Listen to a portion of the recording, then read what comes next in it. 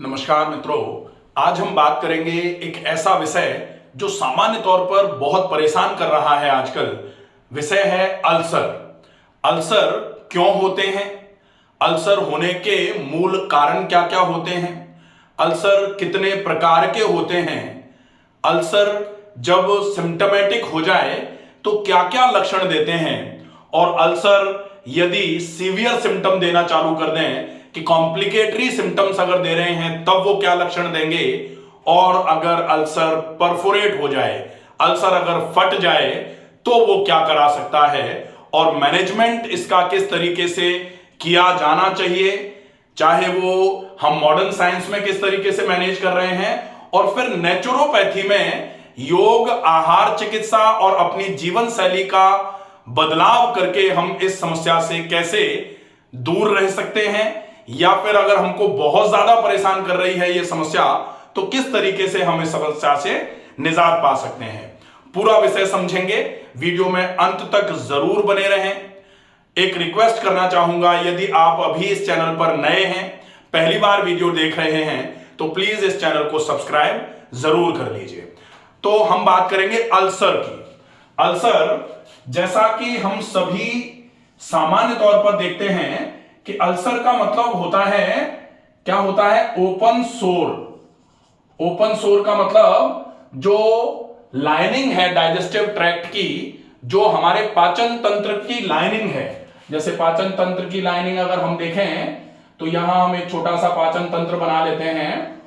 ये पाचन तंत्र है, इस पाचन तंत्र की ये जो लाइनिंग रहेगी, इस लाइनिंग में कहां कहां आपके ये अल्सर रहते हैं और किस तरीके से ये अपने आप को रिप्रेजेंट करते हैं, कैसे सिम्टम्स आएंगे। ये है पूरा डाइजेस्टिव ट्रैक्ट। ये हो गया मुंह, ये आहार नाल, ये हो गया स्टमक जिसको आमाशय बोला जाता है,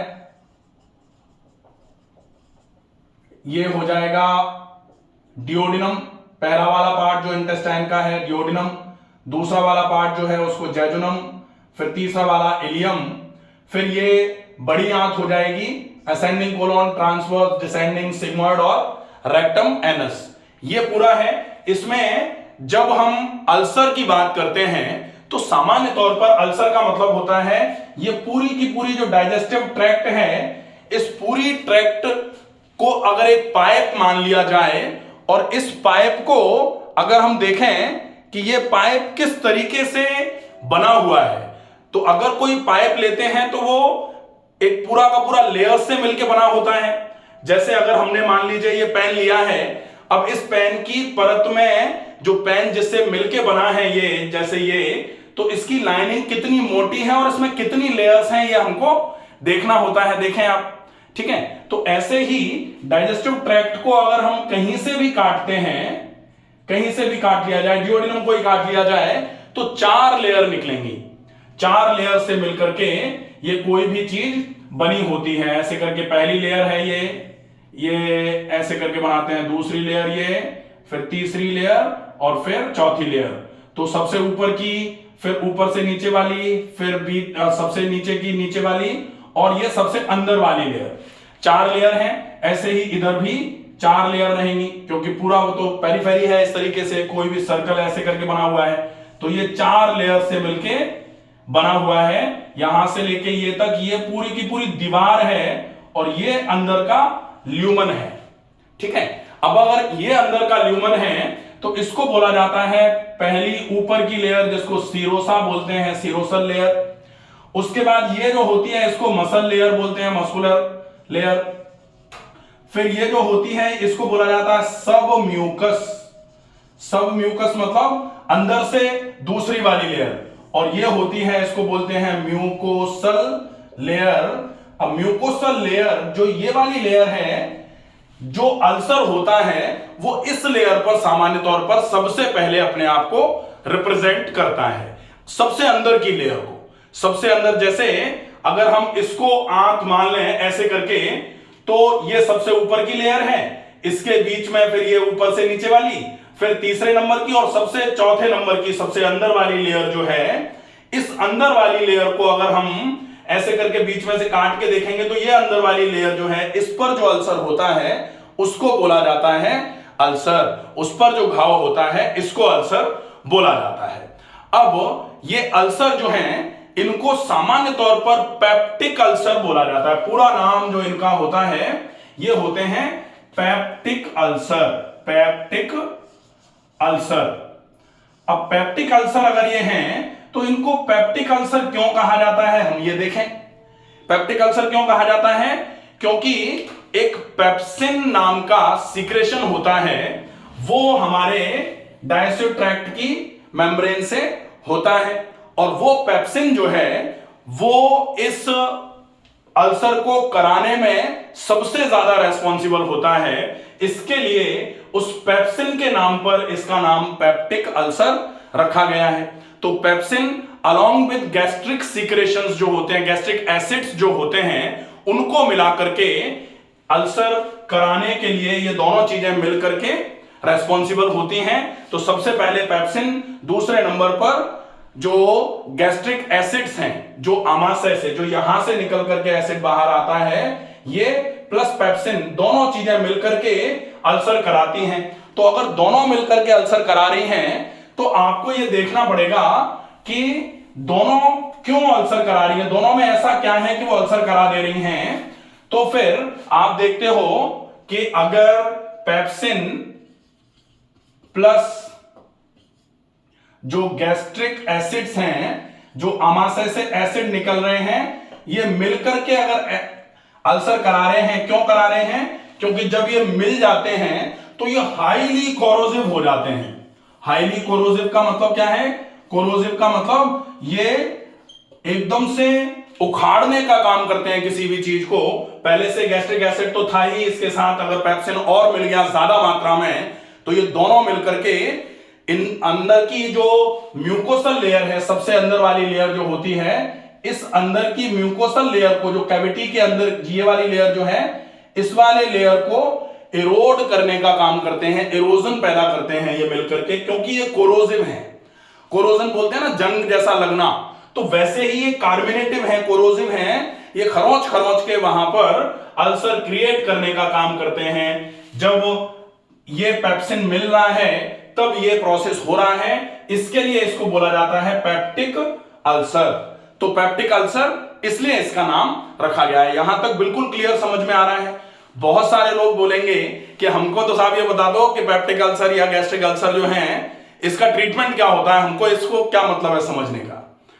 तो हम बिल्कुल रट्टू तोते की तरह ना बने कि अगर हमने ये पता ही नहीं है कि अल्सर का क्लासिकल साइन क्या होता है, क्यों अल्सर हो जा रहा है, कैसे अल्सर हो जा रहा है, पेप्सिन अगर ज्यादा है, गैस्ट्रिक सीक्रेशंस, गैस्ट्रिक एसिड अगर ज्यादा आ रहा है, तो हम इसको कैसे कंट्रोल करेंगे, और जो हम कर रहे हैं वो क्यों कर रहे हैं, क्योंकि गैस्ट्रिक एसिड ज्यादा है, तो हम पूरा समझेंगे तभी अच्छे तरीके से फॉलो अप करेंगे। इसलिए मेरी कोशिश होती है कि आप वीडियो को पूरे तरीके से समझ लें। बीमारी, अपने को डॉक्टर नहीं बनाए। कई लोग मुझे बोलते हैं कि साहब आप तो इस तरीके से बता देते हो जैसे आप डॉक्टर बना रहे हो। तो डॉक्टर बनाने वाली बात नहीं है। आपको अपनी बीमारी के बारे में अगर अच्छे तरीके से पता होगा कैसे कैसे वो सिम्टम्स दे रही है, अगर मान लो उसने कोई अलार्मिंग सिम्टम दे दिया और वो अलार्मिंग सिम्टम आप नहीं समझ पाए, तो कई लोग होते हैं, मैं कोलेस्ट्रॉल का मैंने बहुत सारे वीडियो बनाए, लोग कहते हैं कि इतना सारा बताने की क्या जरूरत थी, लेकिन कई लोग मुझे बता देंगे साहब आपने बताया था इसलिए हमको ऐसा लगा, हम चलने में सांस भर रही थी हमारी, हमको थोड़ी बेचैनी हो रही थी, हमने चेक कराया पता लगा हमारे तो ब्लॉकेज था। तो ये पता तो लगना चाहिए ना, पता लगने के लिए पूरी चीजें जानना आवश्यक है। ठीक है, तो पेप्टिक अल्सर क्यों होता है, इसका नाम पेप्टिक अल्सर क्यों है, ये हम समझ गए। अब हम देखेंगे कि ये पेप्टिक अल्सर कितने टाइप के होते हैं। तो ये जो पेप्टिक अल्सर हैं मूल रूप से ये 3 प्रकार के होते हैं। सबसे पहले पेप्टिक अल्सर कहां होगा, सबसे पहले होगा लोअर एसोफेजियल रीजन पर। तो एसोफेजियल रीजन कहां है, एसोफेजियल रीजन है ये नीचे वाला हिस्सा जो आहार नाल का है ना, इस पर जो अल्सर होगा। तो पेप्टिक अल्सर कितने प्रकार के होते हैं, 3 प्रकार के। ठीक है, कौन से? सबसे पहले होगा, सबसे पहले इसोफेजियल अल्सर। दूसरे नंबर पर जो होगा ये होगा गैस्ट्रिक अल्सर, क्योंकि ये इसको गैस्टर भी बोला जाता है, लैटिन में स्टमक को आमाशय को गैस्टर बोलते हैं। तो दूसरा हो जाएगा गैस्ट्रिक अल्सर। तीसरा जो इसका टाइप है वो होगा डुओडिनल अल्सर। डुओडिनल मतलब जो आपकी स्मॉल इंटेस्टाइन का पहला वाला पार्ट है उसमें लगभग प्रॉक्सिमल पार्ट में ही अल्सर होता है, तो इसको बोला जाता है डुओडिनल अल्सर। तो तीन टाइप के आपके पेप्टिक अल्सर निकल करके आए। तीन टाइप हैं, पहला है एसोफेजियल अल्सर जो एसोफेगस के लोअर पार्ट पर होगा, दूसरा है गैस्ट्रिक अल्सर जो आपके स्टमक के लगभग, ये स्टमक का लेसर कर्वेचर होता है, ये स्टमक का ग्रेटर कर्वेचर होता है। तो लगभग ग्रेटर कर्वेचर पर नहीं होंगे, सामान्य तौर पर लेसर कर्वेचर पर ये अल्सर अपने आप को रिप्रेजेंट करते हैं।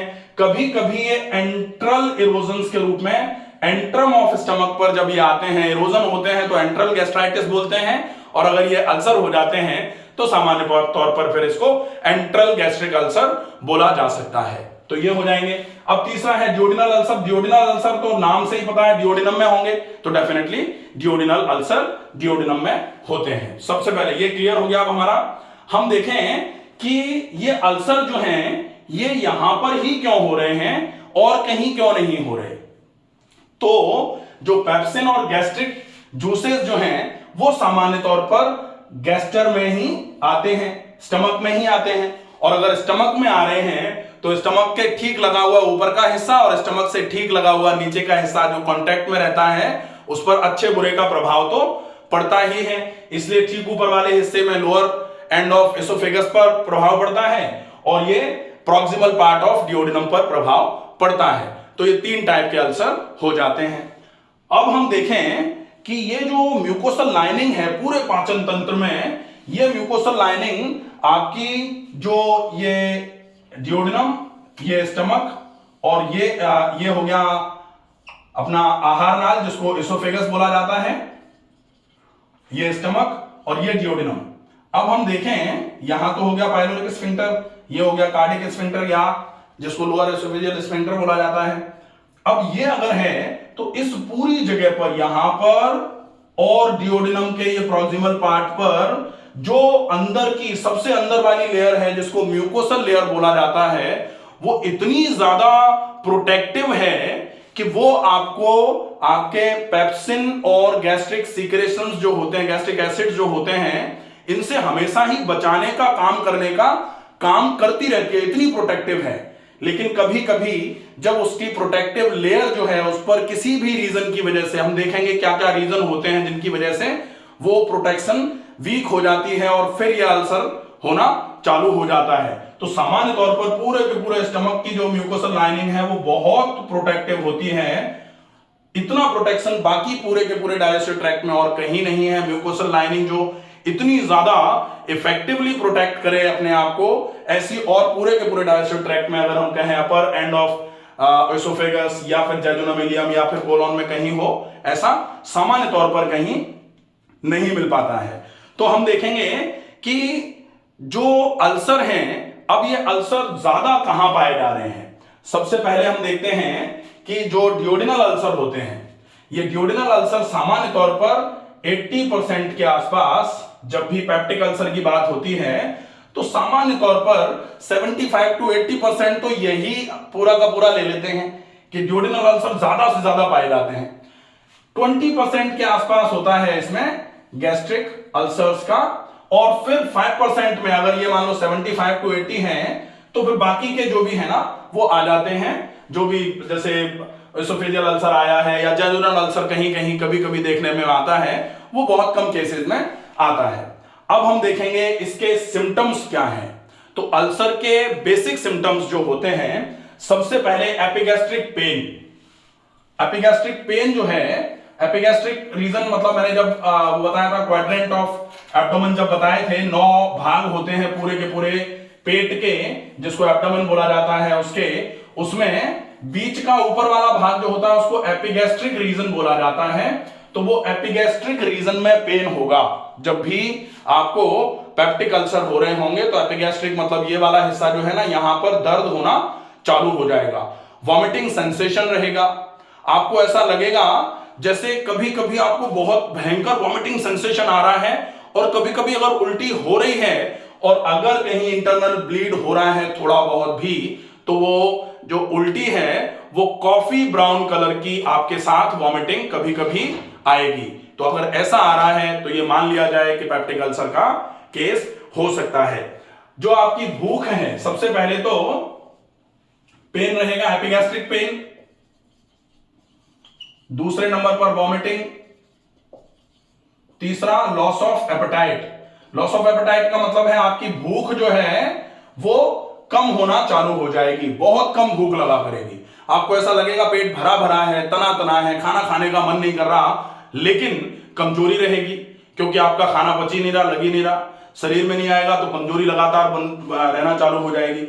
अब हम देखें कि इसके कुछ क्लासिकल साइन होते हैं, क्लासिकल सिम्टम्स होते हैं जो आपके गैस्ट्रिक अल्सर और डिओडिनल अल्सर को डिफर करेंगे। अब इनको कैसे करके आप ये डायग्नोज कर सकते हैं? जनरली लोग हमको पूछते हैं कि कैसे पता लगाएं कि डिओडिनल अल्सर है या फिर गैस्ट्रिक अल्सर है। तो गैस्ट्रिक अल्सर का मतलब सीधा सीधा होता है कि जो आमाशय में अल्सर है वो अल्सर, उनको गैस्ट्रिक अल्सर बोला जाता है। तो जैसे ही आप खाना खा करके आमाशय में डालोगे, आमाशय में खाना पहुंचा और खाने के पहुंचते ही पेट भारी हो गया और पेट में दर्द अगर हो गया, ऐसे केस में अगर आपको वॉमिटिंग के साथ कभी कभी ब्लैक कॉफी जैसा कुछ कलर निकल के आ रहा है, या फिर स्टूल में आपके कुछ डार्क डिस्कलरेशन आ रहा है, या कभी कभी काला काला ब्लड निकल करके स्टूल के साथ आ रहा है, कमजोरी लगातार है, एपिगैस्ट्रिक पेन है लगातार, और उसके साथ में खाने के साथ ये पेन जो है ये वर्सन हो जाता है, एकदम वर्स्ट हो जाता है खाने के तुरंत बाद वाला, तो इसको बोला जाएगा कि खाने के तुरंत बाद तो स्टमक में ही तो जाएगा खाना, खाने के तुरंत बाद ऐसा तो है नहीं कि डिओडिनम में पहुंच जाए, पहले स्टमक में पहुंचेगा। तो खाने के तुरंत बाद अगर पेन हो रहा है तो गैस्ट्रिक अल्सर है, और खाने के 3 से 4 घंटे के बाद दर्द चालू हो रहा है तो आमाशय से जैसे ही वो खाना डिओडिनम पर उतरना चालू होगा और वो खाना जैसे ही डिओडिनम पर लगेगा, टकराएगा अल्सर पे, जैसे ही कांटेक्ट होगा उसका दर्द चालू कर देगा। तो 3 से 4 घंटे के बाद अगर दर्द आ रहा है तो डिओडिनल अल्सर होगा। डिओडिनल अल्सर के केस में कभी कभी ऐसा होता है कि शाम को खाना खा के फ्री हुए थे और रात को एकदम से इस अल्सर के पेन की वजह से जाग गए, क्योंकि 3 से 4 घंटे के बाद खाना डिओडिनम में पहुंचा, और डिओडिनम में पहुंचा तो तीखा दर्द हुआ, सोते सोते एकदम से जाग गए पेट में दर्द की वजह से।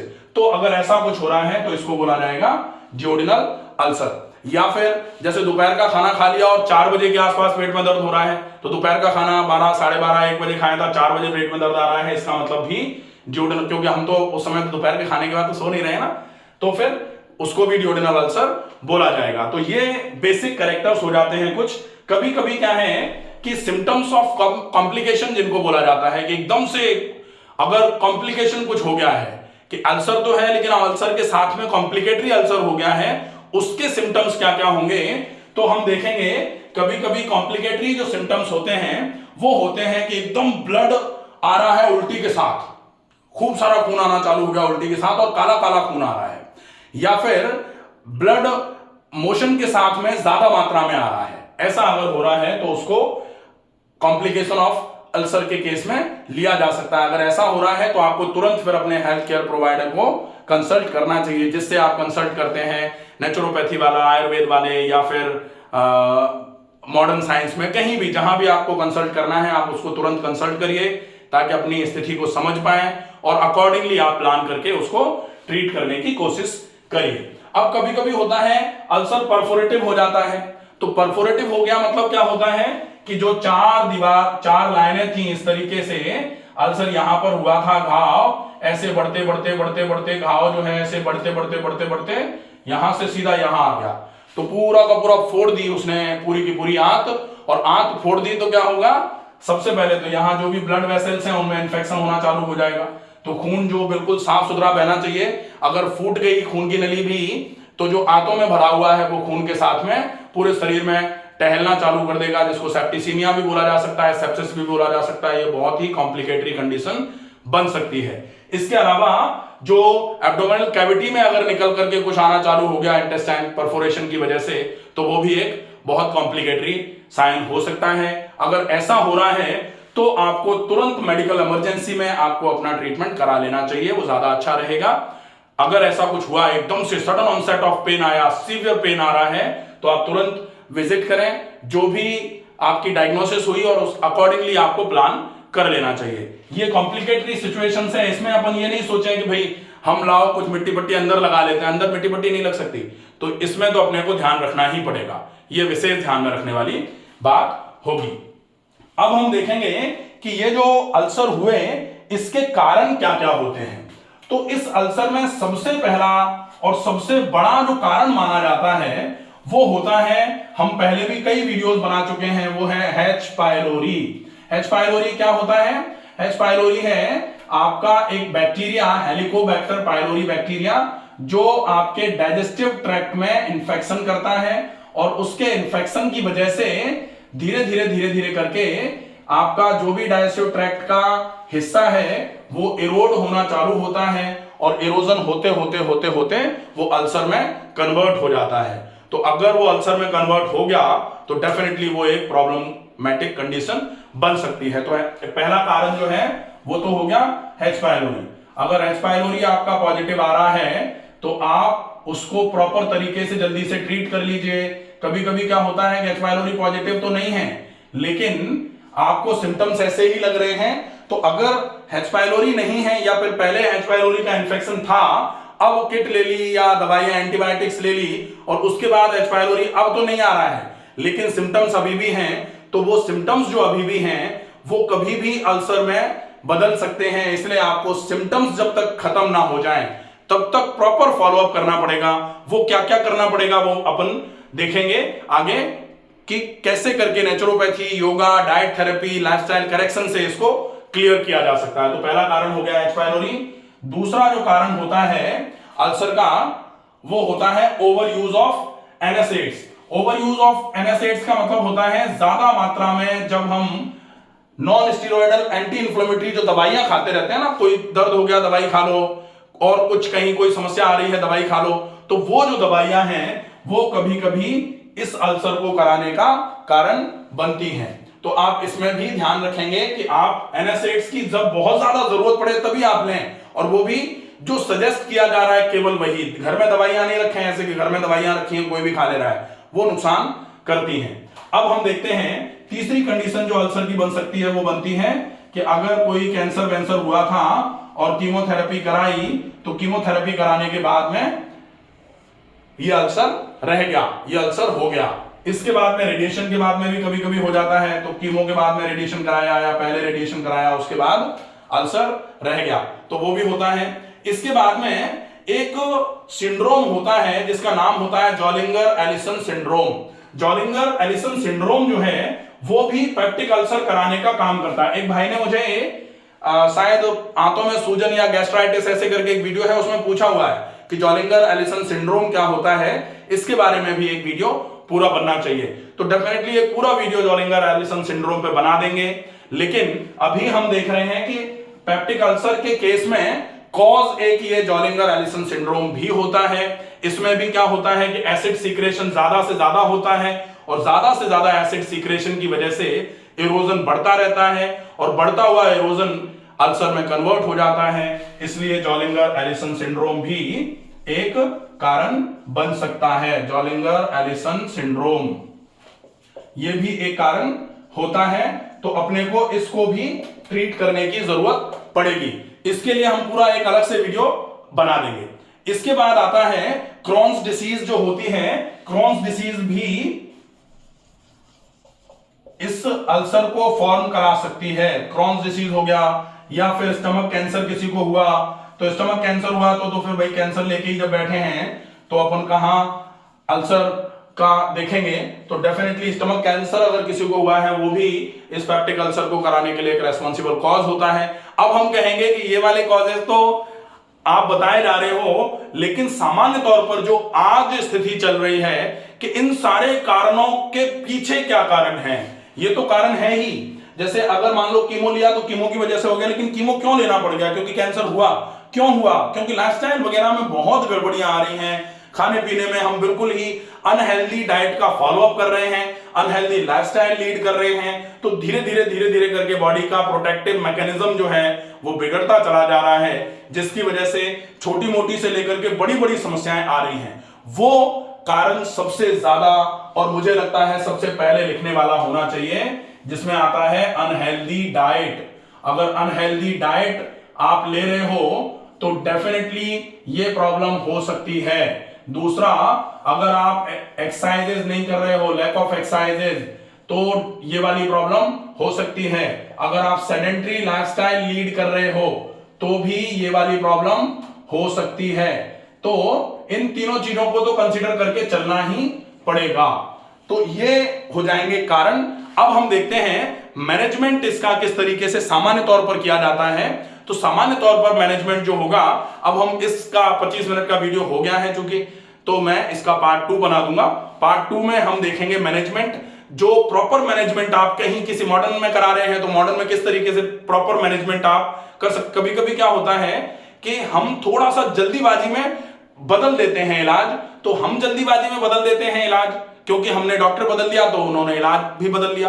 तो थोड़ा सा सजग रह के कि किस तरीके से कौन सी दवाई अगर ले रहे हैं तो कितने दिन तक लेनी पड़ेगी, कैसे काम करती है, वो भी हम देखेंगे।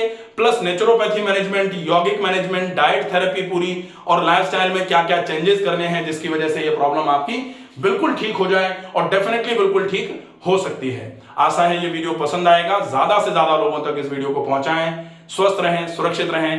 धन्यवाद।